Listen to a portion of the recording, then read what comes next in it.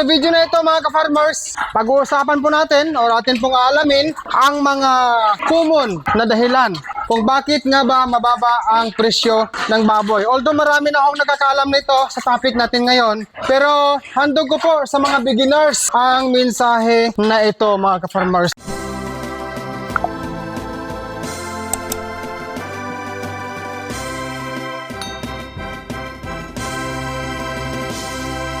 Tandaan po natin na ang pagbaba ng presyo ng baboy ay karaniwang epekto ng dalawang bagay mga ka-farmers. Ang ibig ko po sabihin mga kababayan, linawin ko para maintindihan natin. Sinubukan din po namin noon, but before tayo magpapatuloy, bibigyan ko lang to ng feeds ang aking mga baboy kasi sobrang ingay nila.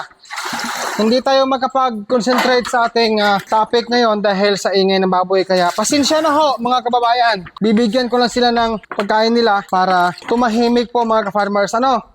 So sa ulitin po, hinihingi ko po ang inyong pag-unawa. Yan. Okay. Ito na po. Dito tayo guys sa medyo maliwanag na area kasi madilim ngayon guys. Kumukulimlim na rin po. Pero by the way, ayos lang. Meron tayong pag-uusapan ngayon mga ka-farmers. So pasensya na kasi nasa laptop ko po ang akin pong mga informations na akin pong i-share sa inyo. So ito na guys, mga baguhan. Tandaan po natin ito. Mga common na dahilan kung bakit mababa ang presyo ng baboy. Unang dahilan, marami ang supply ng karneng baboy. Ulitin ko po, number one reason, marami ang supply ng karneng baboy. May mga panahon na marami ang mga hog raisers, tayo mga hog raisers, na nag-harvest o nagbibinta o kaya nag-aani po sa ating mga baboy. Marami po ang binibinta na mga baboy. Pangalawang dahilan, importation. Importation. Kapag malaki ang volume o kung dagsa ang importasyon ng frozen pork galing sa ibang bansa at dadalhin dito sa bansa natin, ang posibleng mangyayari mga ka-farmers ay dadami ang supply ng karneng baboy. Ang importation ng frozen pork ay kabilang po o isa po sa mga dahilan kung bakit mababa ang baboy mga ka-farmers. Disclaimer po muna pala, ayon sa pagsasaliksik, ang pagbaha o pagdami ng mga imported na baboy na may mas mababang buwis o taripa na nagpapabaha ng supply sa merkado nang dahil sa pagdami ng importation o sa paglaki ng volume ng importation ng frozen pork, napipilitan ang mga local hog raisers napipilitan ang mga local hog raisers o kaya tagapag-alaga ng baboy na sang-ayon na lang tayo sa mababang presyo mga ka-farmers. Yun po ang pangalawang dahilan. Ang pangatlong dahilan po mga ka-farmers, kulang ang demand o mababa ang demand. Marami ang supply ng baboy, then kunti lang po ang taong bumibili sa nasabing karne. Mahina ang bintahan, matumal, o hindi gaanong mabili. Sa ilang mga buwan, katulad ng third quarter o simula ng pasukan, mga ka-farmers, posibleng matumal ang bintahan. Kung walang pambili ang mga tao, lalo na po yung mga kababayan natin, kasama na po yung mga kababayan natin na mas mahirap pa kaysa sa atin, Okay? Kung walang pambili ang mga tao, hindi hindi daw po maitataas ng mga taong nagtitinda sa merkado ang presyo ng baboy. Yung tinutukoy dito, kapag po kunti lang ang mga taong bumibili ng karneng baboy po, ay sadyang hindi daw po maitataas ng mga nagtitinda ng karneng baboy doon sa merkado. Yun po ang pangatlong dahilan. Kulang ang demand o mababa ang demand. Ang pangapat po mga kababayan, may sakit ang baboy. May sakit ang baboy. Kapag laganap ang balita na may sakit ang baboy, katulad ng ASF o African Swine Fever o kaya hog cholera, sa ganyang issue mga kababayan, ang mga tao ay ayaw na bumili ng karning baboy. At kung meron man, no, at kung meron mang bibili na mga consumer, ay kaunti lamang. Yun po ang pang-apat na dahilan. May sakit ang baboy. Pang-limang dahilan po, mga ka-farmers. Pasensya na, pinapawisan tayo guys. Pero okay lang. By the way, okay lang kahit pinapawisan ako. Ang mahalaga, maibahagi ko sa inyo o ma-share ko sa inyo ang simpleng idea na ito. Pang-limang dahilan, mga ka-farmers, kung bakit mababa ang presyo ng baboy. Mahal ang gastos sa pag-aalaga ng baboy. At minsan, matiming pa sa pagbinta na mababa ang live weight o presyo ng baboy, at lalo na kung bumili pa tayo ng mga biik doon sa iba't ibang baboyan, mga ka-farmers. Siyempre, may cost po yan.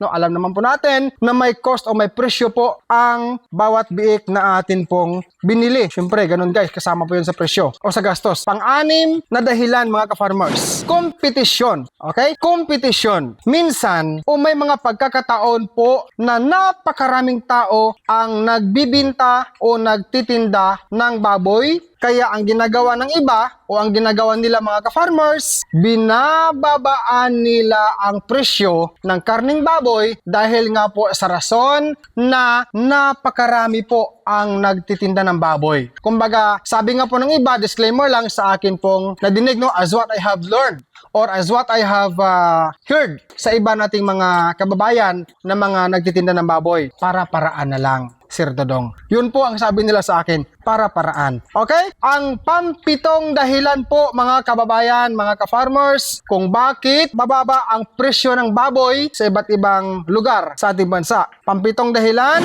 mababang farm gate price. Okay? Mababa ang farm gate price, mga kababayan. Para po sa mga baguhan, ang farm gate price ay ang halaga o presyo na ibinababayad ng buyer o traders sa atin bilang mga hog raisers o mga magbababoy para sa buhay na baboy o tinatawag na common word is live weight. Okay? Pampitong dahilan ay mababa ang price ng farm gate. Talagang ganun po ang buhay natin, mga hog raisers, no? Ganyan. So in summary, mga kababayan, bago tayo magtapos sa video na ito, tandaan po natin na ang pagbaba ng presyo ng baboy ay karaniwang epekto ng dalawang bagay, mga ka-farmers. Una, sobrang supply ng karne sa merkado. At ang pangalawa ay mababang demand nga po sa atin pong nabanggit kanina, no? Mababang demand o kaunti ang bumibili. Ulitin ko po, tandaan po natin na ang pagbaba ng presyo ng baboy ay karaniwang epekto ng dalawang bagay. Una, sobrang supply ng karne sa merkado. At ang pangalawa po ay mababang demand o kaunti ang mga taong bumibili. Guys, ito po, gusto kong idagdag ang akin pong mga simpleng salaysay na ito based po sa akin pong mga naranasan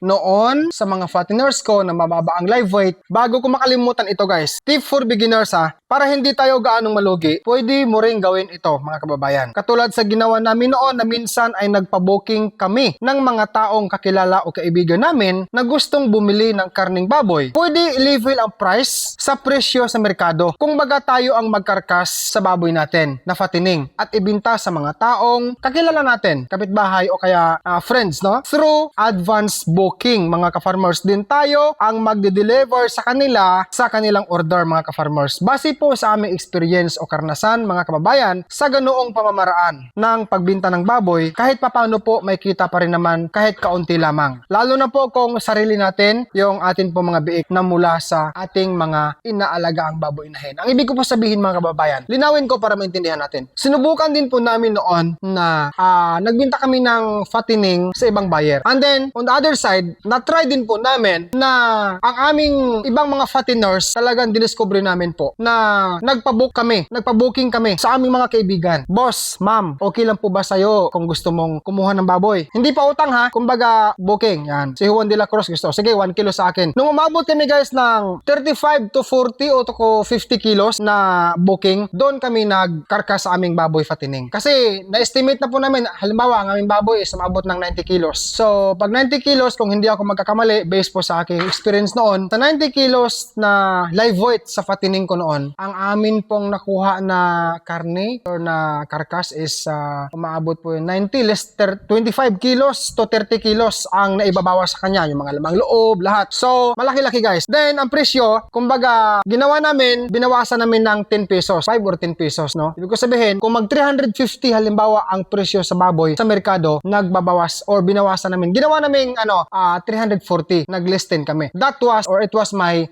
decision. So, sa ganung klaseng pamamaraan mga ka-farmers, na-realize namin, based po sa aming experience, ay talagang kahit pa paano may kita pa rin naman kami. So, ganun ginawa naming mga paraan sa pagbinta ng baboy. Diniscover namin. Isa po yun sa mga way na hindi po tayo gaano malugi. Advantage pa rin po talaga. No? I mean, advantage din po na kapag sarili natin ang mga biik mula sa ating baboy inahin, nagbata, ginawang fattening, advantage din po yun kasi mas malaki-laki or kung hindi man kalakihan, kasi nga nagbibis tayo kung magkano ang presyo sa baboy. Okay? So, ganun lang guys. Pwede nyo gawin yun. Try nyo po. Kung sakaling meron man akong hindi nabanggit na mga reason kung bakit mababa ang presyo ng baboy, i-comment mo po sa ilalim dyan sa comment section at yan po ay atin pong tatanggapin at i-absorb sa ating bawat isipan upang magkaroon tayo ng karagdagang kaalaman bilang mga magbababoy. So, yun lang mga ka-farmers ang ating topic ngayon. I-close natin ang files. Ayan, maraming salamat po mga ka-farmers sa inyong pagpanood sa ating video na ito. Sana po may napulot kayo na munting idea o kaalaman sa ating topic sa araw na ito. Subscribe and hit the bell ring for more upload. Ako po si Dodong Villaran Farm, ang patuloy po nagpapasalamat sa inyong lahat sa inyong pagtangkilik po sa aking mga simple show dito po sa aking small backyard piggery. Panatilihin po natin pala ang kalinisan, weekly disinfection sa ating babuyan. Mag-biosecurity po tayo mga ka-farmers. Bye-bye and see you next time. God bless.